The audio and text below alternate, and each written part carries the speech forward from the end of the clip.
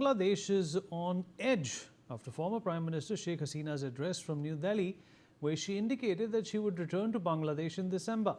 The remark has triggered a massive political storm, with the interim dispensation, the BNP and other groups accusing India of providing a platform to a leader they describe as a fugitive convict.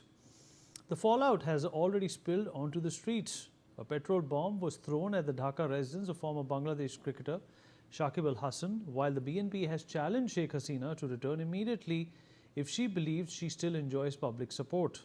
Dhaka has accused Hasina of using Indian soil to attack the Bangladeshi state, calling the event an affront to its sovereignty.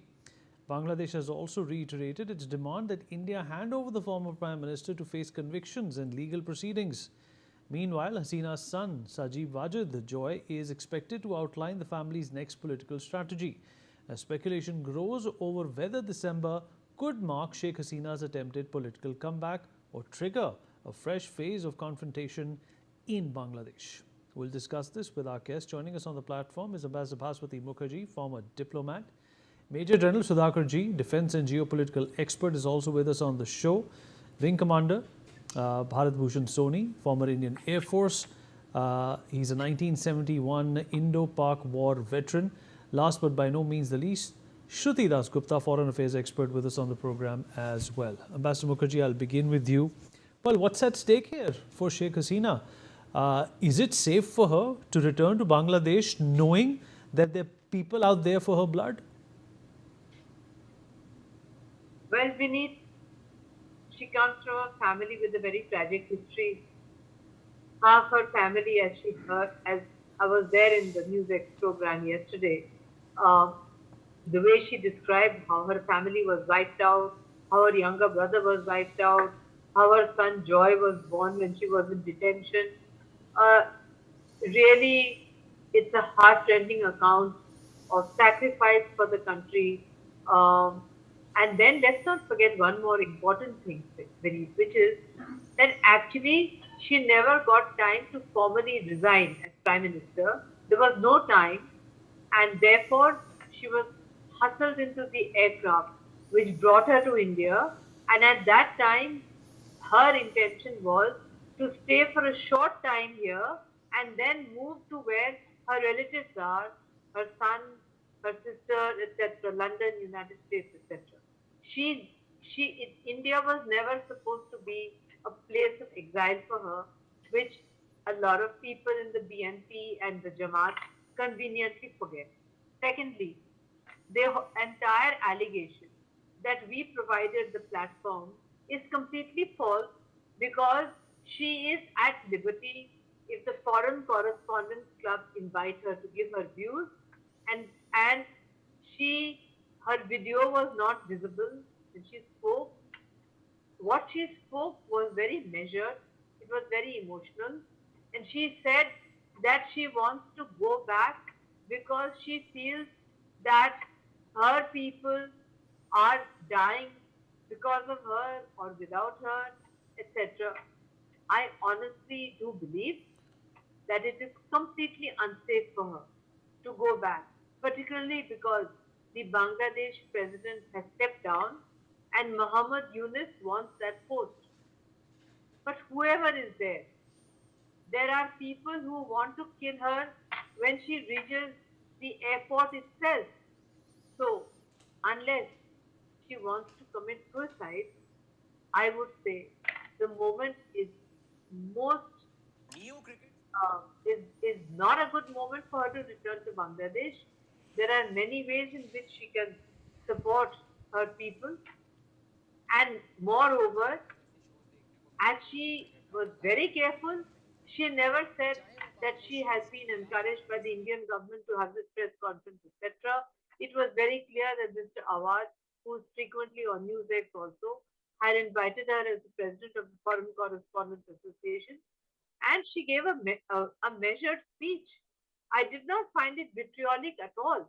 Actually, I was very surprised at the vitriolic and non-diplomatic press release by the Bangladesh government, which actually cements my opinion, beneath, that it is totally unsafe for her to go back.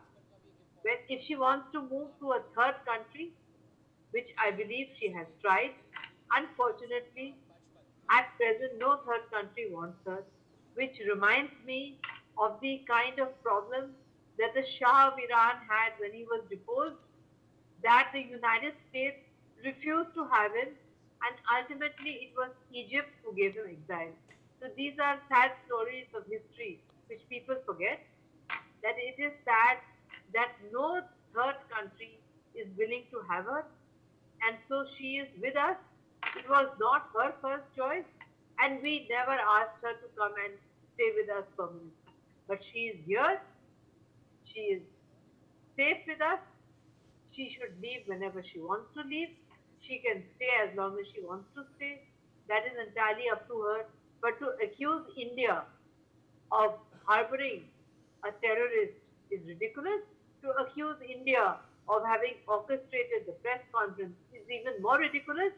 And I would suggest to my Bangladeshi foreign diplomats who actually speak very good English to kindly watch the language they use in their press releases, because what they release is a vitriolic attack against India and India's government.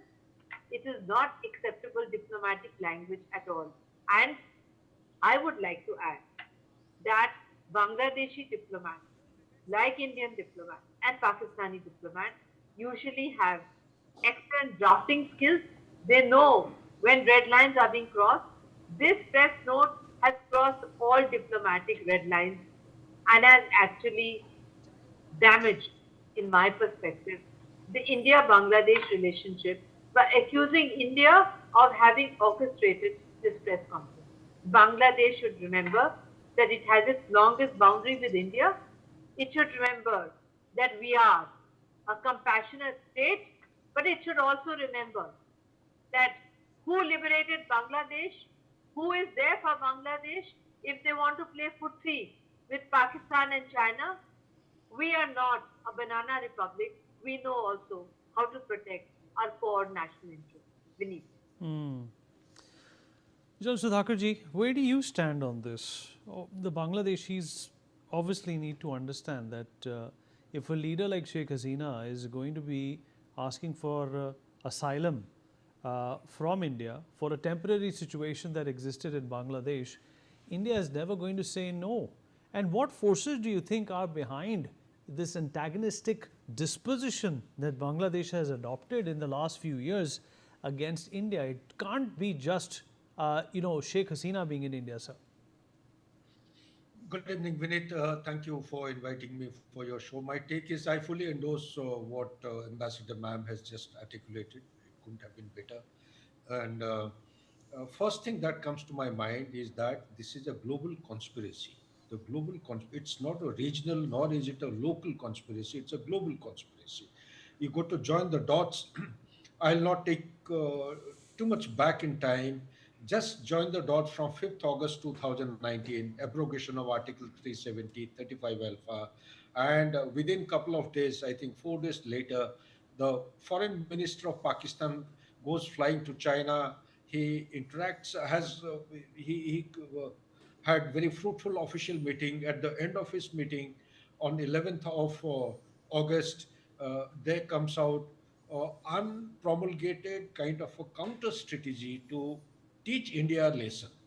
Now, that counter strategy, it manifests in revival of proxy wars south of Pir Panjal ranges, skirting around your Kishtwar, Doda, and thereafter entering through Hatni Gully into the Srinagar Valley.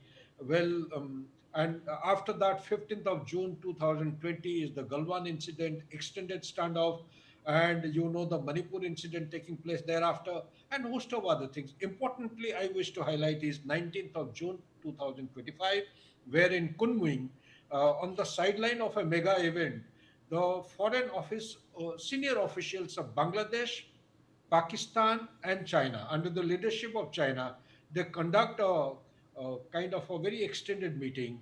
At the end of it, I still remember, to one of the press reporters' question, the answer given by the spokesperson of China was, it is an economic collaboration. What kind of economic collaboration would be going on between three countries? And I started coining a term called it devil's triangle, with 81 to 83% of the defense hardware being imported by Bangladesh from China, almost equal percentage by Pakistan. Pakistan selling J-10C aircraft of 4.5 generation with the Chinese help, and Bangladesh making a direct contract with China, buying some state-of-the-art technology and aircrafts.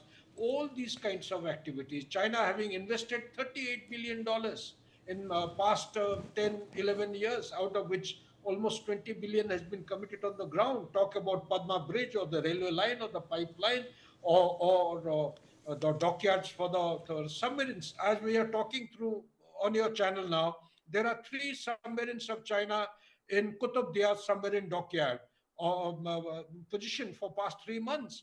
There are almost 11 to 12 vessels, spy vessels, submarines in the Indian Ocean region. So, under the circumstances, it's a great, I would say, intersection of global stakeholders who have got interest in Bangladesh. And more than that is the ISI of Pakistan, which is playing a very central role, bringing in forces inimical. So much so that even Hamas, whose name is to be a very distant kind of a sound a couple of years back, has started figuring very prominently. Hamas, Jaish-e-Mohammed, Lashkar-e-Taiba, they are undergoing training. Rohingyas in 4 different groups. They are forming small groups for radicalization, coming into India, Greater Bangladesh map. All these kinds of activities, they do not augur well. And I tend to agree with Ambassador Ma'am that the safety of Sheikh Hasina is of paramount importance. This is not the right time to go back to Bangladesh. Things are still hot and people are very inimical unless it is a strategy at the highest level in collaboration with like-minded countries. India may be one of them because it's our neighbor. We need to play a very important role in this, making sure that in the escalation matrix of non-kinetic or information warfare, as we gravitate towards upper scale on the ladder of escalation, we have to be very careful because it is Sheikh Hasina who has given a kind of an economic upliftment to Bangladesh, brought Bangladesh from least developed country to a developing country now, and brought up the forex reserve to a sizable quantum, 48 billion to 50 billion at one point in time, and the one of the largest exporter of textile and apparels in the world. So from there, now you look at the status. Today, Bangladesh doesn't have gas.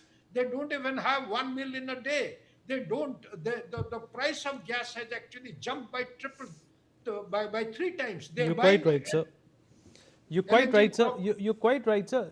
Yes, you're quite right. Let me also rope in Wing Commander Soni into this conversation. Wing Commander Soni, in fact, the gravest fear that India and perhaps some of the other maturer and developed countries have in mind is that Bangladesh should not become another Pakistan. And considering the deterioration that we have seen, which also has been eloquently enunciated by General Sudhakar ji, it seems they're headed in that direction, sir.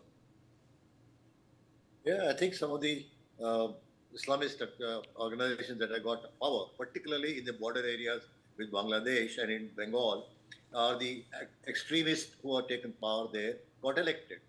But looking at Sheikh Hasina's point of angle, what is she going to do in India now? Because though it's unsafe for her to go there, she is just doing nothing and staying at home. And for a politician and who has been leader of the country for so long, it's a very difficult thing to stay alone here and doing nothing.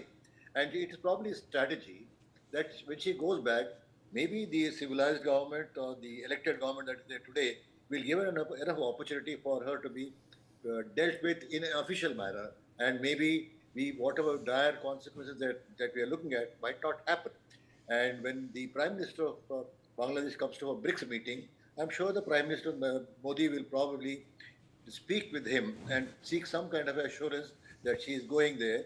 And from the Indian angle, it's a good thing that she's going back, because there was one major irritant that was there between India and Bangladesh. And irrespective of whatever Bangladesh has done with us today, we need to have them as a partners, as a border, because India has got the largest border with Bangladesh. It's not Pakistan, not China, but Bangladesh. 4,200 odd kilometers, if I'm not wrong.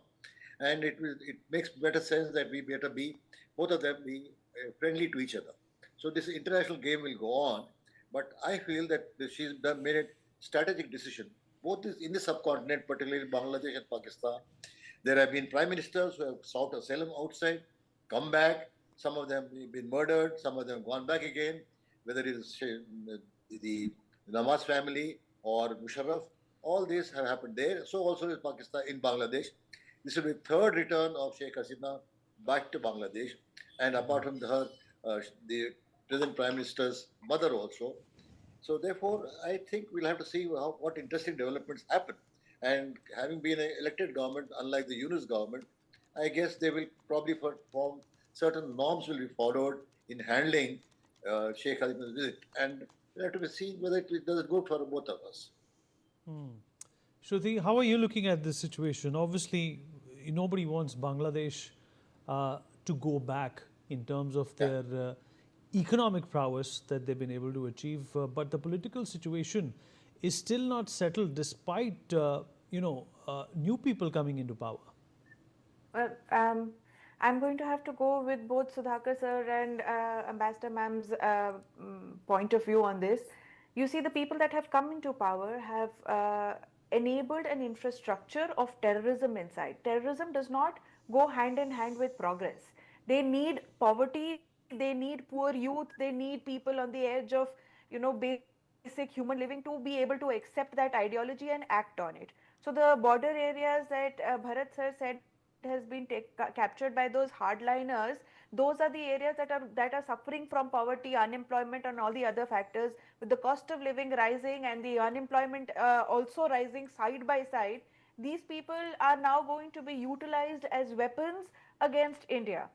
If you think that they are going to get the same kind of, if Hasina and her son going back to Bangladesh are going to get the same kind of um, uh, no doubt it was politically charged, but Khalida Zia level of house arrest or even banishment or treatment, it is not going to be so, because there are elements of the Yunus regime still acting as advisors. The current foreign ministry advisor is a remnant of Yunus regime, and he has been carried forth. So he carries for the vitriolic dialogues that have come back, the back and forth of extremely acerbic content between these two nations is being guided by that gentleman himself, who had that Delhi episode, who came without a diplomatic passport and then created a big issue on how he was handled, and then he went back without attending whatever conference he was to attend. So this all is stage managed. It is meant to keep India and Bangladesh relationships on the edge and not resolving. We've just recently resumed visa services and or tried to take it a peg or two down under Tariq Rahman. No matter what, he's not been overtly friendly towards India while his mom was in charge also, while he was in power before his exile, 17 years of exile that he spent in UK. They are not extending the same courtesies towards, I do not expect them to extend the same courtesy towards Sheikh Hasina and her son, because the people in power right now are not completely in control of the narrative. The narrative of Bangladesh is still being run by very much the Chhatra Shabir kind of people, people who are plugging in hate politics and weaponizing the entire algorithm still. The attack on the former cricketer just for joining and being part of Sheikh Hasina's conference is a proof that these elements are out there, and if she tries to take a step back in, Bangladesh is likely to face another level of riots and discontent by these very elements who are now 30% into power, and the ideology is spreading because people have nothing else to do. They are hungry, they are unemployed, and they are looking for ways to get that vengeance out, and they have conveniently painted India as the target over there. Unfortunately, under Sheikh Hasina's regime, India gave a lot of um, let's say regularized concessions towards Bangladesh, because we wanted a healthy neighborhood, we wanted a healthy partner. But now it is completely around, and with the influence of China and Hamas related ideology, it brings me to a very scary level of thinking that what is Hamas famous for? It's famous for All right. tunnel related terrorism And India and Bangladesh 4,000 plus kilometers border is going to become a very big problem for India. So we have been given this burning hot potato that we are supposed to handle, and unfortunately the regime, no matter who is sitting on that seat, is no longer an independent thinking machine. All right, absolutely right. And that does leave India a little concerned. It'll be interesting to follow what happens next, especially when Sheikh Hasina decides to go back. We have run out of time, but appreciate everybody who joined in and gave their respective perspective. We'll take a short break. Be right back.